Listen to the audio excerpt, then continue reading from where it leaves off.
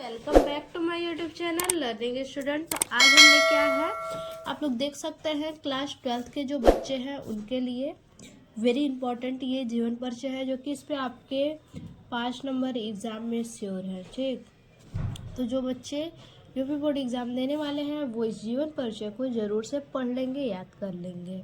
तो देखिए, रामधारी सिंह दिनकर का जीवन परिचय कैसे लिखेंगे आज हम देखेंगे। बहुत ही छोटा जीवन परिचय है, बहुत ज़्यादा ही छोटा। ठीक है, तो इस प्रकार से सबसे पहले आप स्केच पेन से हेडिंग डालेंगे रामधारी सिंह दिनकर, उसके बाद लिखेंगे संक्षिप्त परिचय, उसके बाद संक्षिप्त परिचय देंगे, लिखेंगे जन्म 30 सितंबर 1908 ईस्वी को। ठीक है, उसके बाद जन्म स्थान है सिमरिया बेगूसराय, पिता है इनके रवि सिंह, माता मनरूप देवी, और इनकी रचनाएं जो हैं उर्वशी, कुरुक्षेत्र, परशुराम की प्रतीक्षा। ठीक, परशुराम की प्रतीक्षा होगा यहाँ पे, प्रतीक्षा। ठीक है, उसके बाद उपाधि इनकी जो है वो है राष्ट्रकवि उपाधि इन्हें मिली है। सम्मान जो है ज्ञानपीठ पुरस्कार से सम्मानित किया गया है और पद्म भूषण पुरस्कार से। और इनका निधन जो है वो 24 अप्रैल 1974 को चेन्नई में हुआ। ठीक है, तो इस प्रकार से आप संक्षिप्त परिचय लिखेंगे, उसके बाद हेडिंग डालेंगे जीवन परिचय। ठीक है, इस प्रकार से बिल्कुल हेडिंग डालने के बाद लिखेंगे, जो मेन पॉइंट होगा उसको आप स्केच से हाईलाइट कीजिएगा, जैसे हमने यहाँ किया है। लिखेंगे रामधारी सिंह दिनकर का जन्म 23 सितंबर 1908 ईस्वी को बिहार के बेगूसराय जिले के सिमरिया ग्राम में एक किसान परिवार में हुआ। ठीक है, इनका जन्म कब हुआ? 23 सितंबर 1908 ईस्वी को बिहार के बेगूसराय जिले के सिमरिया ग्राम में हुआ था।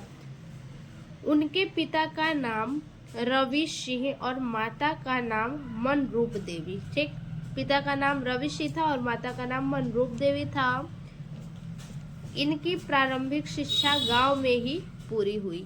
उनकी जो प्रारंभिक शिक्षा है वो गांव में ही पूरी हुई। पटना विश्वविद्यालय से बीए की परीक्षा उत्तीर्ण करने के बाद मुकाम घाट के विद्यालय में प्रधानाचार्य पद पर कार्य किए। ठीक है, ये मुकाम घाट में जो है कि प्रधानाचार्य के पद पे काम किए। अंत में वे आगे हैं भागलपुर विश्वविद्यालय के कुलपति रहे। ठीक है, अंत में वे क्या हो गए? भागलपुर जो विश्वविद्यालय है वहाँ के कुलपति रहे, और भारत सरकार के हिंदी सलाहकार पद पर भी कार्य किए। जो भारत सरकार के हिंदी सलाहकार पद था उस पद पर भी ये कार्य किए।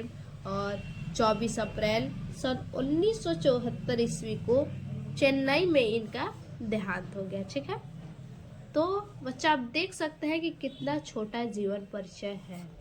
अब देखेंगे इसके बाद साहित्यिक परिचय। देखिए, साहित्यिक परिचय है रामधारी सिंह दिनकर आधुनिक काल के सर्वश्रेष्ठ कवियों में गिने जाते हैं। ठीक है, रामधारी सिंह दिनकर जो है वो आधुनिक काल के सर्वश्रेष्ठ कवियों में ये गिने जाते हैं। उनकी रचनाएं उच्च कोटि की है। इन्होंने स्वदेश प्रेम की रचना की।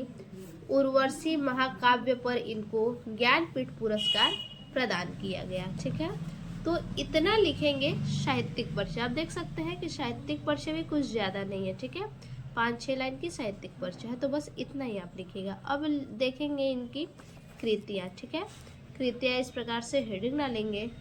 कृतियाँ को भी हेडिंग डाल के जो है कि डबल अंडरलाइन इसी तरह से कर लेंगे। और रचना इनकी है, कृति हेडिंग डाल के लिखेंगे रचना में परशुराम की प्रतीक्षा, रश्मि रथी, उर्वशी, हुंकार, रेणुका, संस्कृति के 4 अध्याय। ठीक है, तो ये जो है उनकी रचनाएं हैं। तो ये जीवन परिचय उनका पूरा हुआ। इस तरह से आप अगर लिखेंगे अपने एग्जाम में तो आपके पूरे 5 मार्क्स जरूर मिलेंगे। ठीक है, जो हाईलाइट वाले शब्द हैं उसको आप हाईलाइट करके रखिएगा, यहाँ आपके प्लस पॉइंट होते हैं। फिर से मिलते हैं ऐसे एक और नए वीडियो में, तब तक के लिए धन्यवाद।